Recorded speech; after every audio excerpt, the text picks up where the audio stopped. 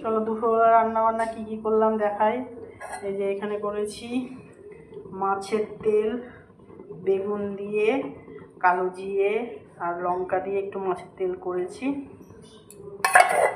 আর এখানে অল্প করে বিট ভেজেছি সামান্য একটু তেল দিয়ে, তোমার দাদা ভাইয়ের জন্য। ওর তো তেল খায় না বেশি, তাই ওই অল্প করে ওর জন্য একটু বিট ভেজেছি।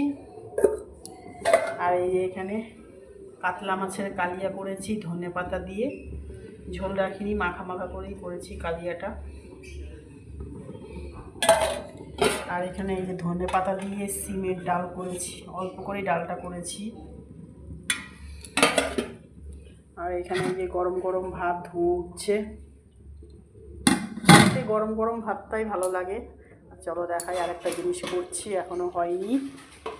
এই চিকেন কষা, অনেকটা বেলাতেই রান্না শুরু করেছি, তো দেরি হয়ে গেছে, অনেকটা বেলাই হয়ে গেছে। কারণ এই চিকেনটা করলেই হয়ে যাবে।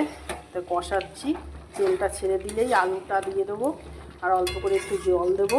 কষা কষাই করবো, বেশি ঝোল রাখবো না। তো এই চিকেন কষা করছি। রান্না করতে করতে বেলা হয়ে গেছে, ওদেরকে আবার খেতেও দিতে হবে, 2টো বেজে গেছে। তো চলো রান্নাটা করে নিই, তারপরে ওদেরকে খেতে দিয়ে দেবো।